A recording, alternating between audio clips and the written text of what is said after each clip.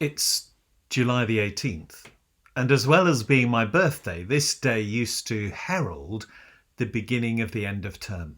Back in the day, the excitement I used to feel as I celebrated being another year older would spill over into school's sports days and generally having fun, as the seriousness of work gave way to long days of sunshine and silliness. And as I celebrate another July the 18th, I think many of us need the seriousness of work to give way once more to a time of refreshment and recreation. The stresses and strains of the last 18 months are beginning to take their toll.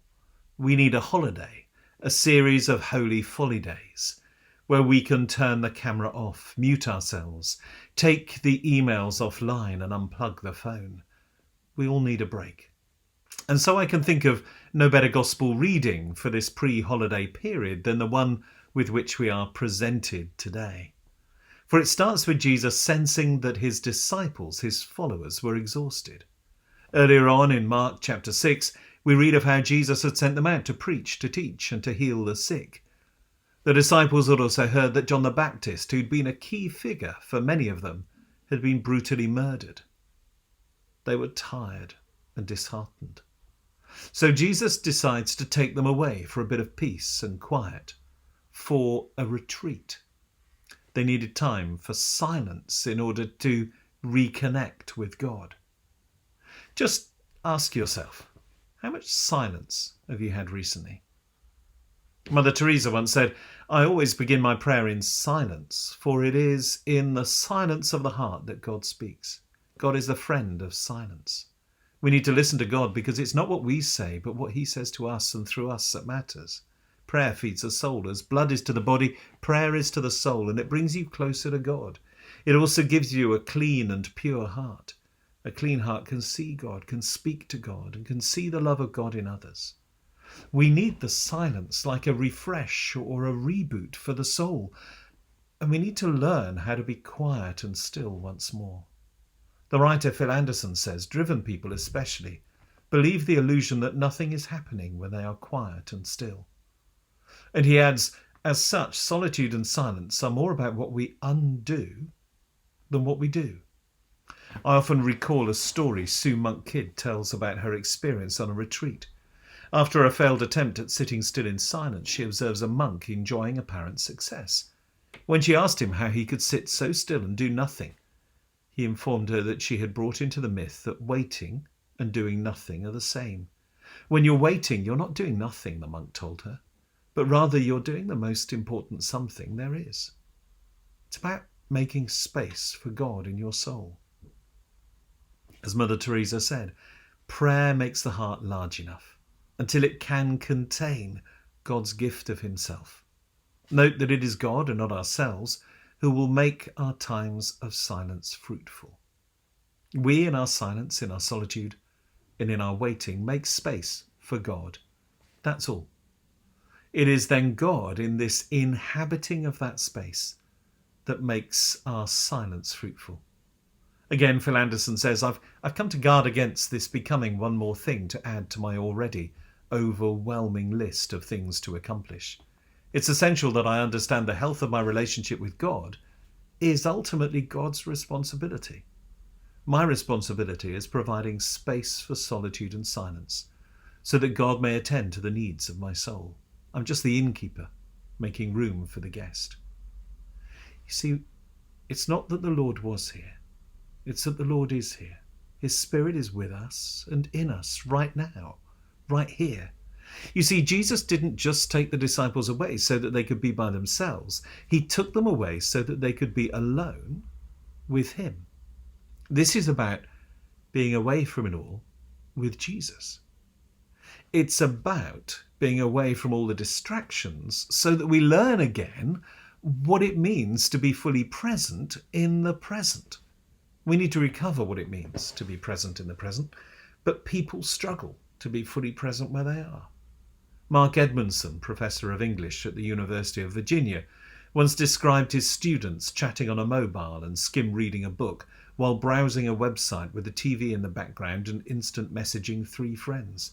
That would make, say, 7 places they were at the same time, he said.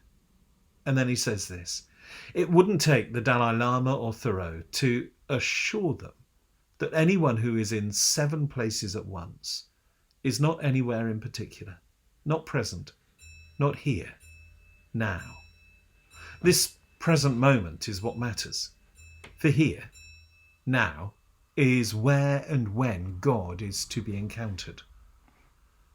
The spiritual writer Martin Laird puts it beautifully. God does not know how to be absent, he says. The fact that most of us experience through most of our lives a sense of absence or distance from God is the great illusion that we're all caught up in. If God doesn't know how to be absent, there's no need to chase him as if trying to capture an exotic animal. It's better to stay put because God never leaves home. If anyone is absent, then it's us. With a culture of constant speed and trivial entertainment, that's not hard to imagine. And then he says this, the answer, I believe, is to resist the desire to manipulate God into making regular live appearances on our own stage, and instead to recognize the presence of God in the warp and the weft of everyday life. God is a God of every last molecule of creation, and so by definition, God will be encountered much more often in the ordinary than in the spectacular, because there's so much more of it. Elizabeth Barrett Browning said earth is crammed with heaven, and every bush aflame with God. But only those who see take off their shoes. It's about recognizing God with us, but it's also about fun, it's about play, and it's about an odd expression, I think, letting our hair down. Roger McGough, in a poem about spring, talks of the lid being lifted off the sky. In the air, suddenly a feeling of je sais quoi. I take the dog into the park, he says. Let myself off the lead. We need to let ourselves off the lead. There is a technical term for this letting of ourselves off the lead, and that is ecstasy, from ek, meaning from or out of, and stasis, the state in which something remains the same and does not change or develop. We talk about losing ourselves in a book or being lost in music, and that's all about ecstasy. We all need these moments of ecstasy, whether it be art or music or literature or films or whatever. The anarchist writer Hakim Bey talks about a temporary autonomous zone, a kind of short-lived utopia, an opportunity to live differently, even if it's only for a moment. Kester Bruin says that the forces at work against us are huge, but he says brief festivals of hope are taking place. They are temporary flashes of light in dark places, but long after they are gone, the air hangs heavy with a generous odour. And those who think they saw something different are in minuscule ways penetrated by the marvellous for a second and can never get rid of that feeling. These festivals of hope and temporary flashes of light that Kester Bruin talks about remind us that God is God. They give us a taste of God's glory, and they transfigure all that follows, even the low points and the struggles that we face. Sabbath rest, that ecstasy of Sabbath, is what makes the air hang heavy with a generous odour, so that those who think they saw something different are, in minuscule ways, penetrated by the marvellous for a second and can never get rid of that feeling. Nicholas Allen wrote a wonderful book, which I hope some of you at least have come across. It's called Jesus' Day Off. Jesus, it says, worked hard to make the world beautiful. He performed miracles, told fabulous stories, all for free, and generally spent his time spreading joy and light around the world. A tiring business, as Jesus had to admit when one day he had trouble getting out of bed. And worse, the miracles start to go wrong. But help is at hand. Take the day off, Jesus, said the doctor. Relax, have some fun. And what happens, and sorry, this is a spoiler if you've not read the book, what happens is that where Jesus has had fun, so goodness and brightness and joyfulness flourish in those places. It is as if all this joy and generosity can cascade from Jesus enjoying a day off. So if today you're feeling weary and tired, then you may need to slow down, to be still, to have some silence, to learn, as Eugene Peterson puts it, the unforced rhythm of grace. And maybe Jesus is inviting you to come away by yourself, to be with him, to be fully present in the moment, and even to have some fun. After all, it's the end of term. It's time for the seriousness of work to give way once more to a time of refreshment and recreation. May God bless you. Amen.